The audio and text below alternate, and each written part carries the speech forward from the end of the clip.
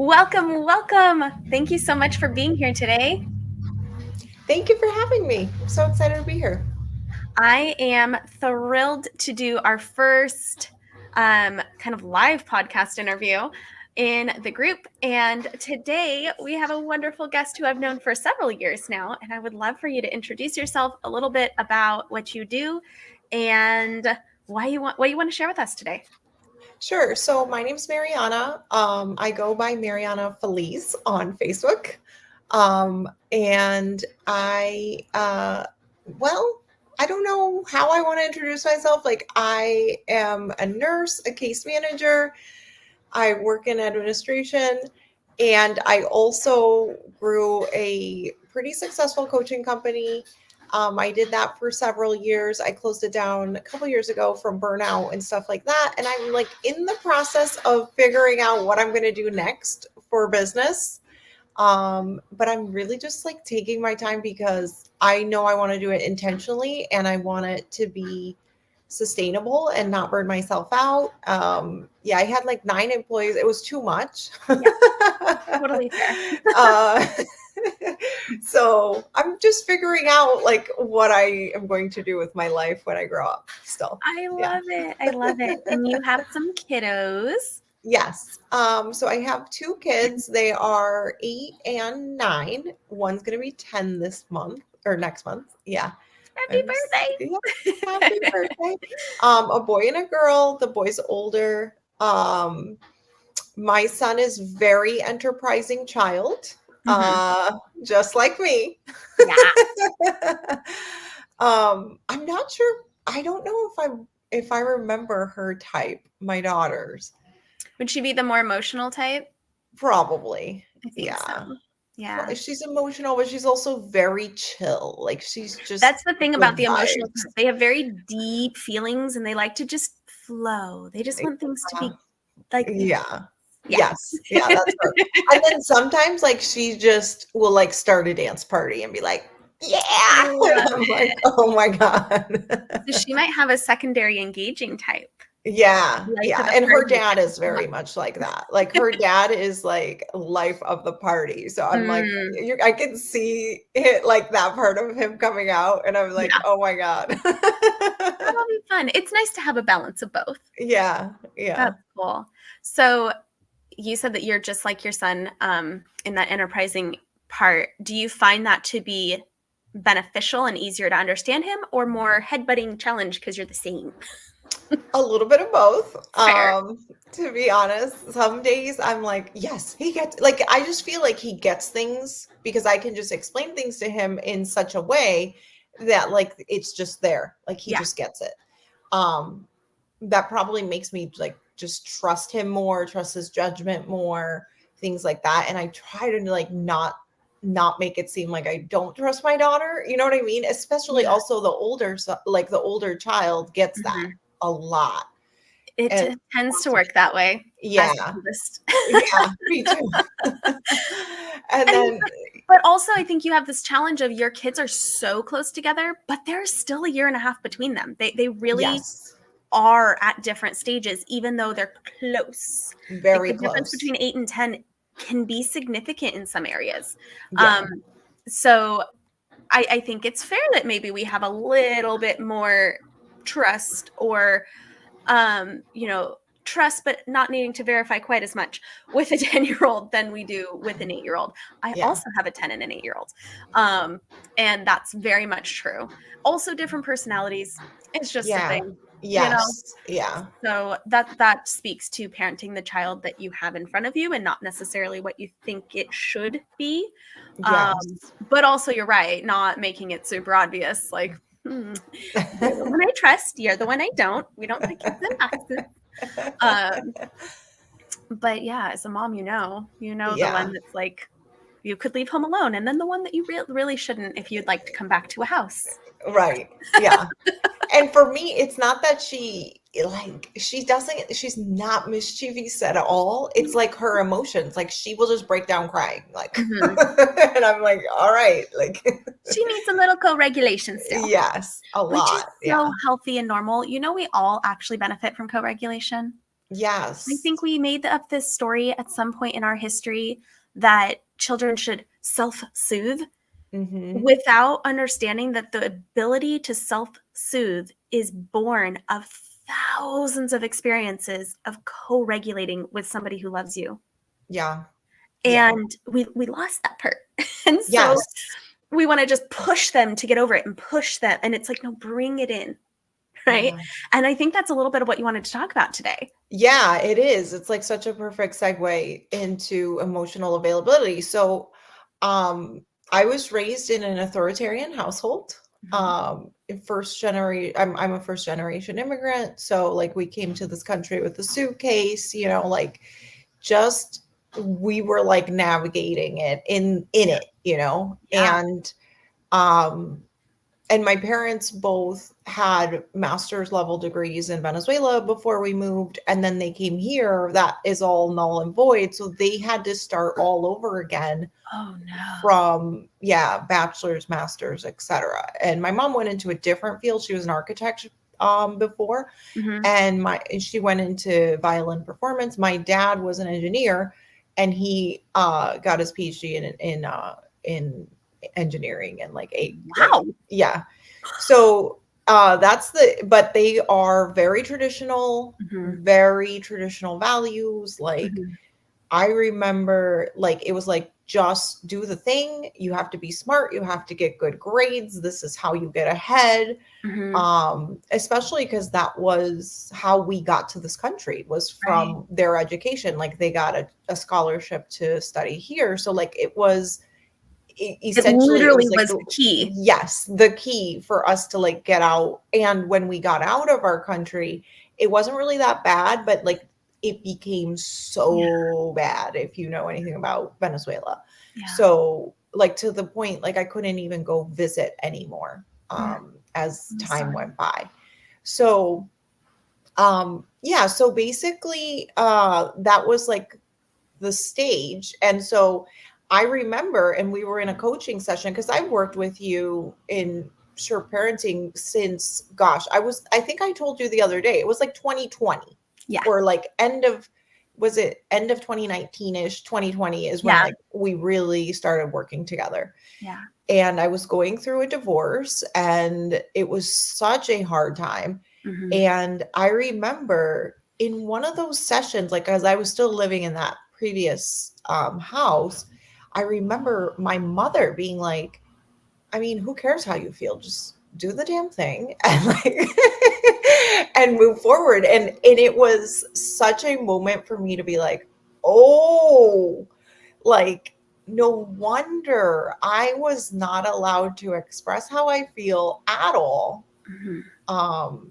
and and very much like that shaped how I was with myself, with other people, etc. And I think like through our work, like I was able to, first of all, like, yes, co-regulate with my children, but before that even was available to me, I had to figure out what was happening for me, and like my triggers and what was upsetting me. Also in our culture, like, children are to be seen and not heard. They're supposed to be quiet. They are annoying. People say that they're annoying. This is a very stated fact, Hmm. of life. And like it's this whole way that children are treated, that I didn't like. That I didn't want to do that.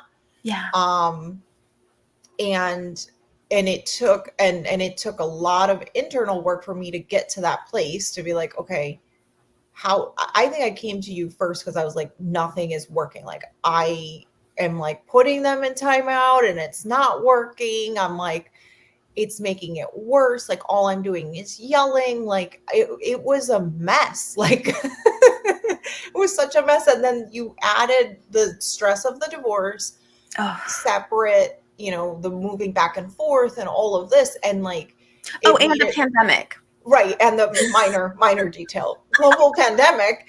And like, I was just like, I can't do this. This is Mhm. not working. The style, like what I've been taught by my family, by my, culture, it's not working for me. Mhm. And so I was like, I need help. And So it takes then, such courage to say that. yeah. I'm so proud of you. You are, when I met you, I had already been following your business coaching because you're Hmm. really good at that.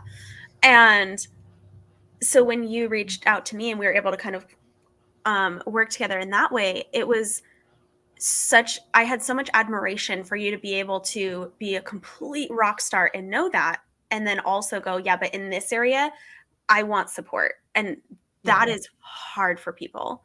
I think we get this idea that, but see, I'm a coach, so I should know. I know how Mm, to help people do things. I know how to get people motivated. I know how to help them break a yeah. goal into pieces and accomplish it. Like, why can't I just do that? And we get stuck there instead of going, okay, but I'm also a human. Yeah. I'm also allowed to need support because we're actually supposed to be in community with each other. It's Hmm. not supposed to be the solo one and only show.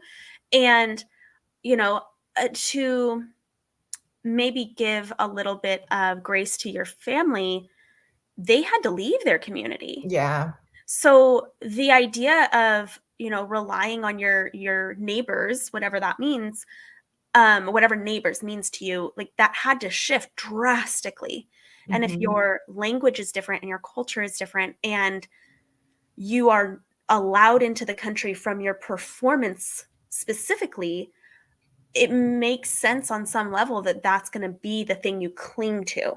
Like, Right. this is what matters, and all of that can't matter because it threatens our security. And what a beautiful thing for you to be able to go from that training to, but I really want this to look different. And so because I want it to look different, I have to do something different and to choose to be vulnerable enough to seek out input Hmm. that could help you make it look different. And I love that. I love it so Yeah. much. Yeah. And I will say, like, because I chose this alternate route, like, there was, and to this day, uh, it's a struggle for my family to understand my choices in parenting. Yeah. And like, I think because of your support throughout all of these years, like, I have been rock solid. I'm like, it's all right. That's your opinion. Mhm. And whatever. And it's been very beautiful because I actually shared with my therapist this a couple weeks ago. My mom was visiting, and my son like completely shut down because she shamed him. And she was very upset. She's like, I just feel like I can't get through to him. And like, it's really hard to deal with when he just walks away from me like that. And I go, Mom, this is shaming. We don't do that. So, and it feels really bad. Mhm. And like, he's not used to that. Like, I was fine because you did it to me every day. So at some point you just numb out and you're like, You yeah, numb out. this is the Yeah. things that we're going to Yeah. hear.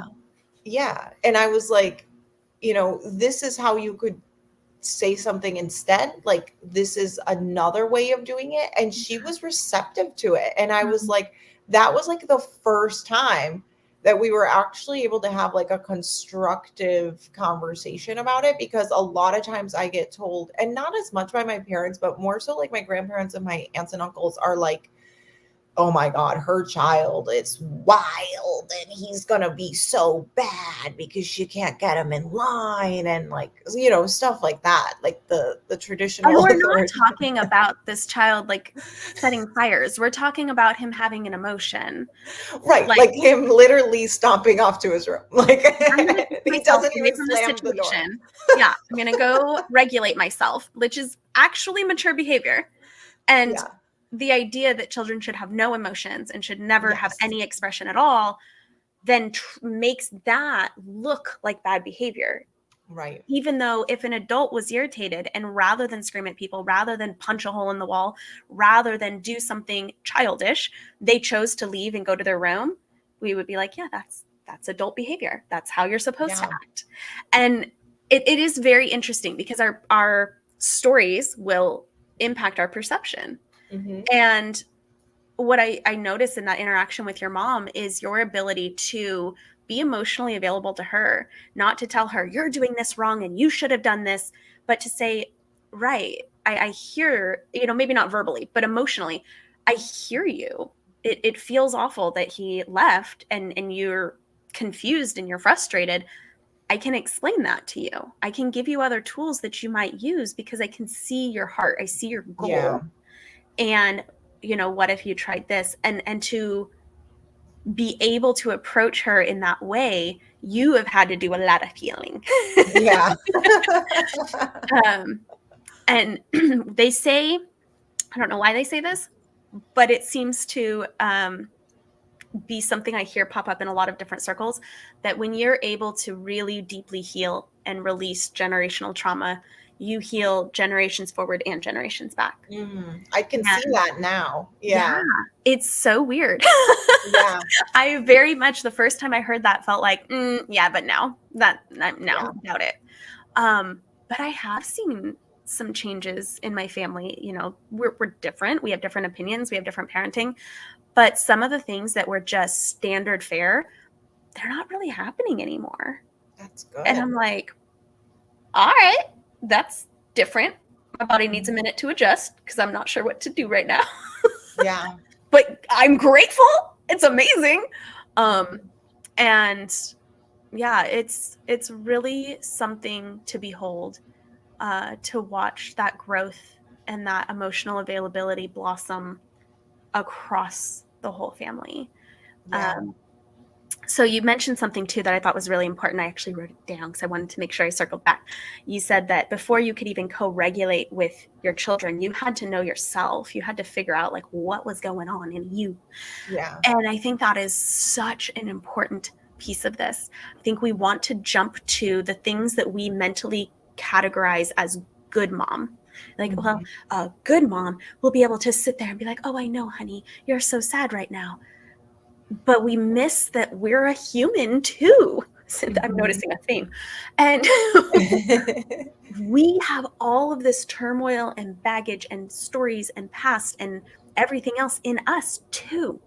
And so we have to be able to first regulate us to be able to co-regulate with them. And that doesn't make us a bad mom. That doesn't make us failing because we need a minute. Yeah. It makes us aware. And it actually is demonstrating to our children what a person needs to do when they're feeling all of it come up is own that and go, I need a minute. I need to figure out what I'm doing and come back down before I can step in to this chaos with you. Because I'm not going to step into your chaos if I can't be the calm. And sometimes I can and sometimes I can't. The crying or the frustration is not going to hurt the child. Us coming in and trying to squash it can hurt the child. Yeah. So we have to get ourselves back to some place of equilibrium before we can step in and go, okay, I can hold yours too now. So I thought that was really important. I wanted to highlight that. It is. It really is. And I think like starting from a good baseline, like I think in your process you talk about like self-care and like the baseline of that, because if you're coming in at negative, it's just it's so tough. Absolutely. To get somewhere. And I don't want people to hear that and blame themselves all the time either, because like you said, you were going through a divorce, you were in the middle of a pandemic, you had kids that had great schools that all of a sudden were closed. You are, there's all these other factors. Sometimes there's medical factors, sometimes there's social factors, sometimes there's work factors, money factors. Like there's a lot on the outside. And we can't pretend that one person is supposed to just ignore everything and always be zen and be in control. That's a myth. We're going to be impacted by our circumstances in our life, and ours is to actually acknowledge, like, yeah, going through this time is extremely stressful to my body, to my mind, to my emotions. I need insert thing here. And being able to voice that, being able to figure out, okay, I need some quiet. It can't be my kids' jobs to take care of me, but I need it anyway. So what do I need to do to make sure that I get some quiet within my day so that I can show up for them. And it might be noise canceling headphones, and it might be having the neighbor watch the kids for a bit so I can go on a walk alone. It might be that, I put them to bed a little bit early and I go stand in the shower with the water pounding down on my head with my ears plugged, because it's like white noise. I don't know. Yeah. I've done that since I was a kid. It's like a kind of quiet. It's not silence, but it's like not noise either. I don't know how to explain it. Everybody has a different way to do that. But good mom does not mean pretending that your needs don't exist. Agree. Yes. And I think that you have gotten really good at owning those things, whether they're the same as somebody else or not. It's your body, it's your brain, and you get to say, this is what I need, and this is how I'm going to make sure that my need is met. Yeah. Yeah. And that takes self-awareness and practice and trial and error, like inserting it here. Oh, that didn't work. Like, let's do. I feel like people just think like it's going to be this magical bullet. Like, and if it doesn't happen, like rainbows immediately, like let's ditch the whole thing. That's not it either. And that's another thing, like from your work, like, especially when I did the yelling, like not yelling, when I would like catch myself like after, and you're like, yeah, but that is awareness. And I'm like, yeah, but it's after, that doesn't count. Yes. And it has helped me so much in so many areas, because I'm like, it is the same thing. It becomes the same exact skill as like being patient with yourself. Like if you notice it after, at least you noticed it, like instead of being completely unaware that it even happened. Right. Or jumping to defense. Well, I only yelled because they, and the bummer of it all is nobody can make you yell. You can yell. And that one, yes, there's stress and there's stuff and there's, all the piles of stuff. But then that awareness comes in to go, I am right on the verge. What do I need to decompress? What do I need to take some of that off my plate, to block some of it out, to create at least a bubble where I can be in this with my kids and not make them pay the price for the idiot at work, or for my ex annoying me, or for. Yeah. But that awareness, it starts. The first thing is really just saying, this pattern is something I'd like to change. Yeah. And then it moves into not really noticing until after the fact. But then after the fact, you're like, oh, I did that thing again. And then you start to notice in the moment. You're like, what have I said? I do really silly stuff like that because then my kids laugh and it breaks the tension. And I'm like, okay, I don't often yell anymore, but I was a yeller like that. I really was. And I remember the day that I read a study about yelling damaging the brain, and I felt angry. I did not feel sad or remorseful yet. I first felt angry and defensive because I was doing different than my parents, and I was working so hard to do different than my parents, and I was still doing something damaging, and I really didn't like that answer. But once I had it, I was like, all right, well, then I need to figure out why I'm doing this and what I can do different. So I really understand that path from doing the thing that just feels natural and works, to, and for anybody listening to audio, there's definitely air quotes around the word works there, to noticing and stopping yourself in the moment, which is incredible. When you're able to intervene in an impulsive action, you really start to weaken that neural connection, and then to be able to do something else with it. I remember a step that I was at for a while was opening my fridge and just yelling into the fridge, not even words, just volume, because it needed to come out. And I didn't want it to come out and them to wonder if I was yelling at them. So I'd literally open the fridge and be like, yelling at tomatoes. And then again, it was silly, it was this tension release. And I would say, I'm like, I feel really frustrated. I needed to get that out. But it was so clear that it wasn't on them. It was my thing. And I don't need to do that anymore.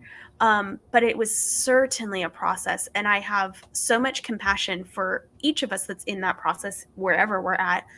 And I think that there is a unique benefit to our children to watch us take on a challenge like that. Yeah. And I think we beat ourselves up because, well, a good mom, again, air quotes, should never have yelled to begin with. That's unlikely. Most humans raise their volume when they're frustrated. And if you grew up in a home where that wasn't even ever a thought on anybody's mind to curb, then you're going to have to come across the idea and then choose to adopt the idea and then practice that skill of regulation and impulse control for a period of time before it becomes natural to you to do something else when you're frustrated instead of just yell. And I think that reality, accepting that reality, is really important if we're going to make lasting change. Yeah. Yeah. So, what is your favorite way to connect to your kids emotionally these days? Honestly, my kids are so good at identifying their own needs I love that. now, which is like, I mean, it's like bliss on that front because I don't have to come up with it. Usually Mhm. it's generated by them. Mhm. And so our favorite, like I would say most of ours, me and my son, I would say our favorite way is playing games. So Yeah. we'll do game night like at least once a week. Um, my daughter loves dancing, so we'll do dance parties in here. This is my space. You can actually see my living room. I love it. um, yeah, so like we'll, just like being silly, playing in some capacity. Um, I am so happy. I just want to state out loud, so in case any other moms are the same, but like I I I have my own neurodivergence, let's just say, and I do not like playing. Okay, I do not like sitting there and pretending a doll is talking. Like that's just not my flavor. Mhm. I am glad that my kids are finally moving out of that stage. Like I am so happy. um because that is not my favorite. And so this is so much better for me. Like it just feels so much better to like do a dance party. Like I would do a dance party by myself. Actually, I do that, Yeah. where like I'm not going to sit there and pretend the doll's having a conversation in by myself. So so I also just want to highlight that because a couple things. One, I think our kids go through these stages and we're like, oh my God, is it ever going to end? Like, do I have to keep pretending that I like this? Yes. Or like it's sad. Like it is, I just focused on, okay, I want to connect with my child. This is Mhm. what they want to do. They want to play with these trains or whatever the case is. Like I'm going to do that. And yes, I can have limits and, not do it for until I don't want to ever make it seem like I am obligated to do it. So I will Right. say like I will do it in 5 minutes after I've had my coffee. Yes. Or whatever. But my point is, um, the stages do change, they do pass, and like, if you don't love the flavor of that connection that they're offering, there is hope. There is, and there is a big controversy going on. It's interesting you accidentally touched on it. So, for those of you that know me, I absolutely love Casey Davis. She wrote How to Keep House When You're Drowning, and it Oh, I is a love that brilliant book. book. Yeah, Yeah. absolutely love it.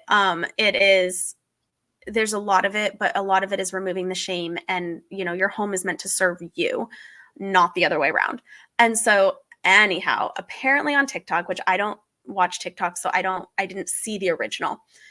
She made a video that she doesn't do the pretend play little voices thing. That's not Mhm. what she does with her kids. And she just tells them like, no, that's not what I want to play. And they go play with each other. And it's my understanding is like to her, that's fine. It's not a big deal. Well, the internet has piranha attacked her that she is a terrible Oh, mom and she is awful and all this stuff. And I'm like, where did you come from? Because like she's a fantastic mom. We've seen it for like 3 years, 4 years. Like, what are we right. talking about here? But she's spicy herself and she just did it. This I did see because it was on Instagram. somebody had posted about you're a terrible mom and they're going to remember that you're awful and don't love them and like really dramatic. So she put that comment on the screen and then she goes, just kidding. I bought a designer purse with all the money you made me with all your hate comments. And I laughed so hard because the point is, our kids need us. They need connection. They need to be able to spend time with us. But it does not have to look only one way. When you Right. bake with your kids, you cook like full breakfasts with your kids or for your Oh, kids. I cook like 3 meals a day for my kids, and yeah, and you help me to, like, not feel guilted into doing that and, like, Yeah. doing it. I did set up better systems so that I'm better at it, but yes, we cook most foods, and, like, up here so there's a little system that I use. I work sometimes from home, and so like, if they're home, Mhm. they're always asking me for food, and they're always wanting to play with me. So there's like a little whiteboard up above my desk. So like when they come up here, they can just look at the whiteboard and there's their playlist, which Yeah. they write before the day, like on the day that we're home, and then the food. But Mhm. yes, like we do a lot with mealtime. That's another connection point though. It really Yeah. is. And that was what I was trying to bring in is like when we when children are little, bath time is a connection time. You know, Mhm. you can turn these normal like care tasks instead of just hurrying up and getting through them, they can be connection. And sometimes I'll be cooking dinner and my middleest will say, he's like, "Can you play my game?" And I'm like, I, I don't know. What precisely are you asking me to do? And he's like, "It can be combined into anything." And I'm like, "Okay, well then I guess I'm a chef who's cooking dinner." He's like, "Okay." And he's happy. I'm still cooking dinner, but apparently I'm playing the Yeah. game. Well, apparently And we're in a game. yeah, and it's so funny and he's so flexible with that because he just wants that, "Yes, you matter."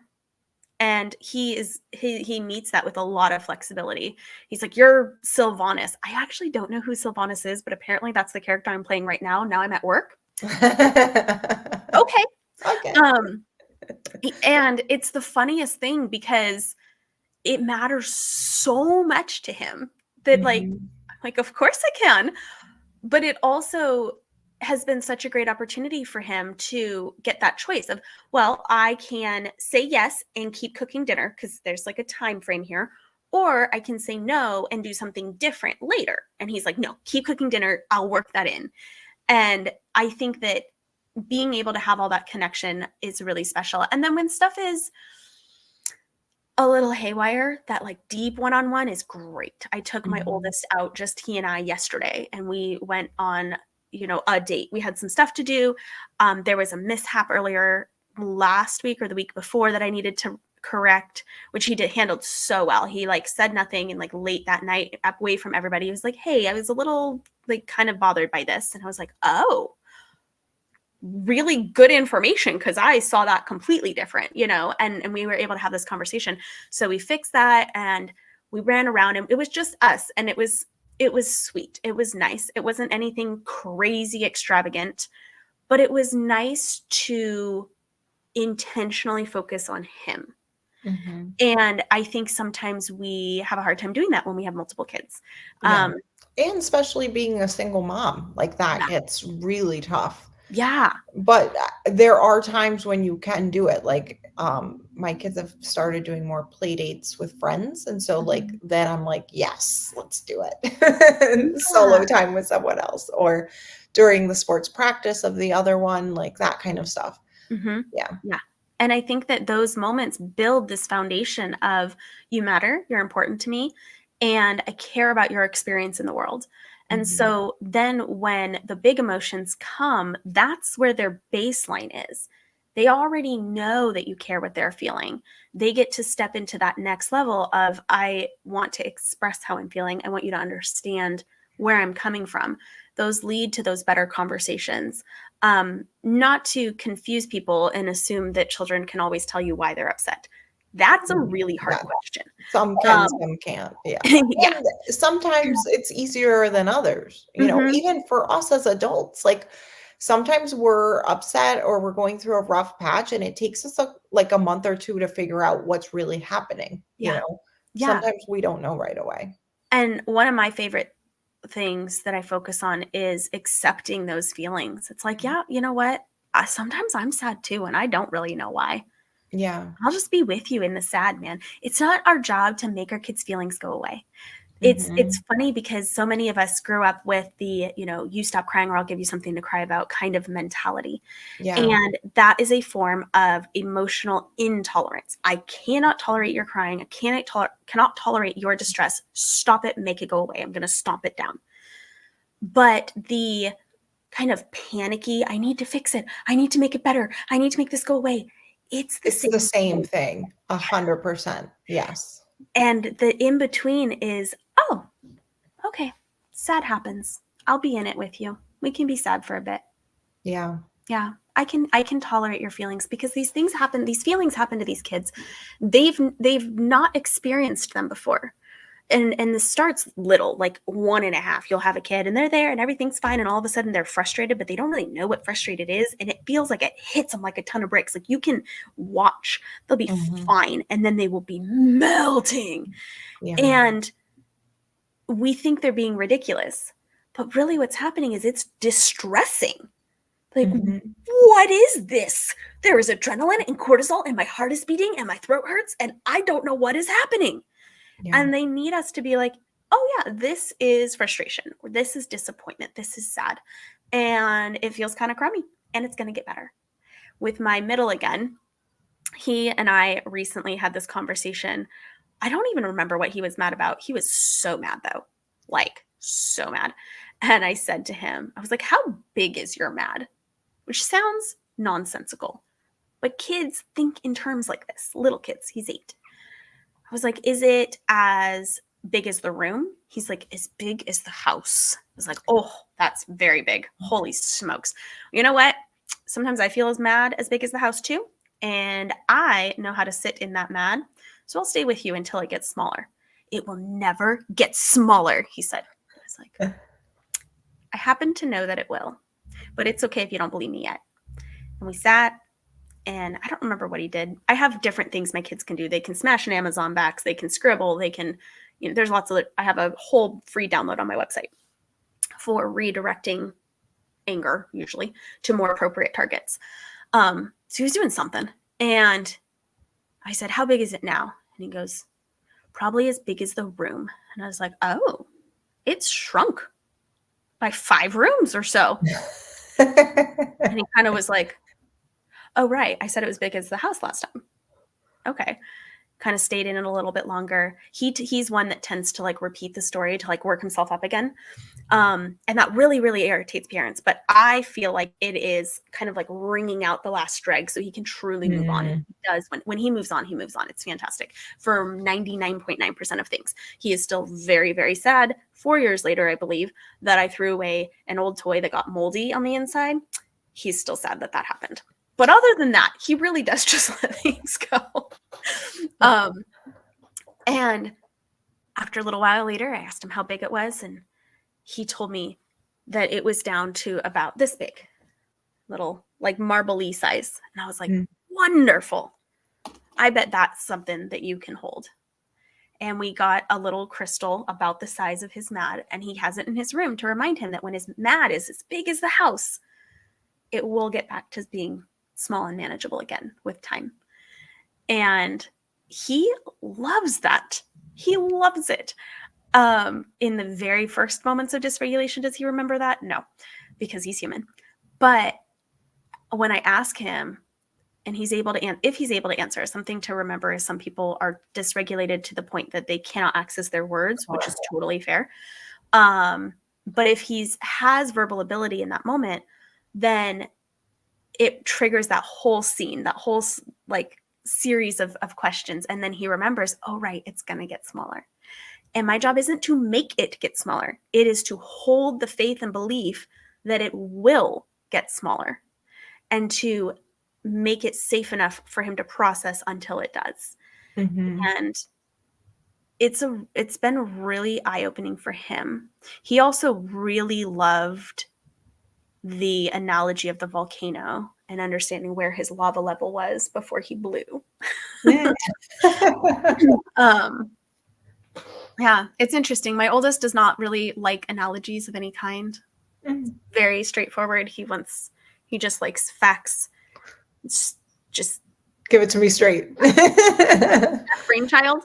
But my middle is the emotional child with a secondary enterprising, and that emotional part, like he loves to think about things and kind of, they're not precisely abstract. It's almost like taking a really abstract idea and giving him a way to make it more concrete. Um, but that experience, he likes to think about things that way, and it helps him, you know. So I think it's cool to find those ways to uh, help them make sense of their emotional experience. But I also think that if you're just able to sit in it, even if you say nothing at all, that is Yes. significant. Yeah. Yeah. And I think like those things that you're experiencing like or talking about, I never experienced until I did it with myself when I was an adult. Mm-hmm. Like nobody did that, you Yeah, know, with I me. the reason I did it with him is because I learned that Yes, at like 34, I was like, exactly. oh, that's right. The mad will get, how big is the mad? I never, it sounds silly, but it's a mindfulness activity. You do it with pain. Yeah. Where are Mhm. the edges of your pain? What Yeah. is it doing? Is it throbbing? Is it growing? Is it shrinking? Like, so why can't you do it mad? Right. And Yeah. as a person who used to say that I had a rage monster inside of me, I wish I had known that earlier, that I could conceptualize my anger in a more confined way as opposed to just being completely flooded and overwhelmed and it seeming endless. Yeah. Um, and And I so, will say too, like, what I've found not only for myself, but like clients that I've coached on like the emotional piece, mhm, that everybody has the feeling that's harder to process. yeah, You know, so like just because you can do it for mad and like sad doesn't mean you don't have a harder time with a different one. Like for me personally, shame is my hardest one. yeah, Loneliness was actually for a long time, and thanks to my divorce, like I can do loneliness now, like no big deal. Like it's really fine.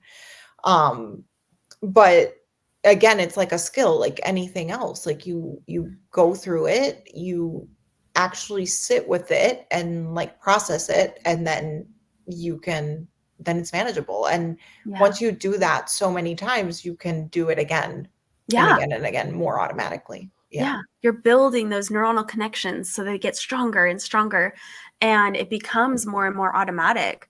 Um, what do you think the biggest difference is between coaching adults and coaching your kids through these things? Mm. There's not as much baggage on kids. Fair. It's actually so much easier because like adults, we have stories upon stories upon stories. And with kids, like example, like the doggy, one of my friends, her two dogs ran away this week. And it was like a big thing, like in the Mhm. neighborhood, everybody's looking for the dogs, Yeah. etc. And like, and it's these little stories that like are as children we make up, right? Mhm. So my daughter's like, well, why did the dogs do that? Did the dogs not like their owner anymore and they like needed to leave? And I'm like, no, the dog is distracted because there's so much cool stuff out there, like Yeah. other pee and like things to eat. And Yeah.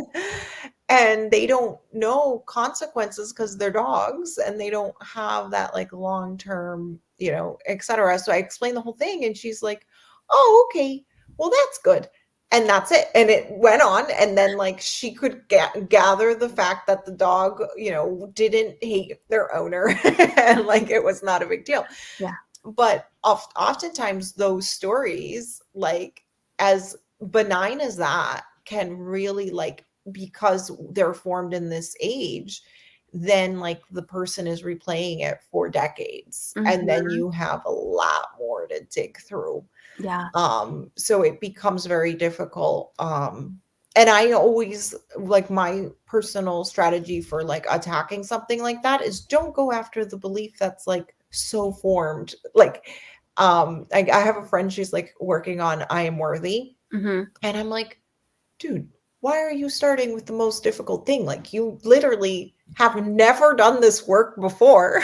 Like, let's start with like, I can receive a gift from a guy. Okay. Like, I can receive dinner without an exchange of like anything else, Yeah, you I don't know? owe somebody I something. don't owe somebody Yeah. something for a gift. Okay, let's start there and then we'll eventually get there, you know, but like that's why I feel it's so different for adults versus kids is like Yeah. we have that initial one that we form and then like we just layer. Like somebody told me it's kind of like when you stack those cups Yeah. and you like make a tower, like a Mhm. triangle tower.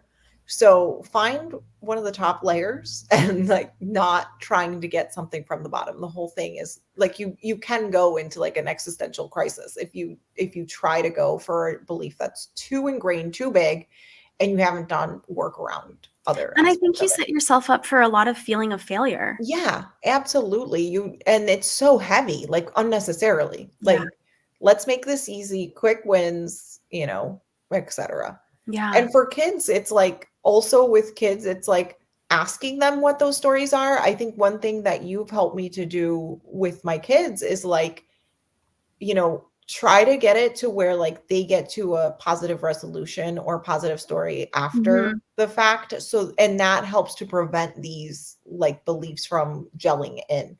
Yes, because Yeah, you pointed out with your daughter so well that they'll find a story. So they will. if they go through something, you know, kids are so strong and the most likely outcome is going to be resilience precisely because they have you with them. They're not alone. They're not drowning in this situation. They've got their mom or their dad that's like, "Hey, we're going to get through this." And they're like, "Okay." But there's a lot of feelings. It's like we're going to feel the feelings. And you're in it until there's a resolution. I've seen kids who, you know, are processing things like their house burning down. And of course that's terrifying and Super traumatic scary. Yeah. in the event itself, but whether that child is traumatized, that's not a given. They Yeah. could not be.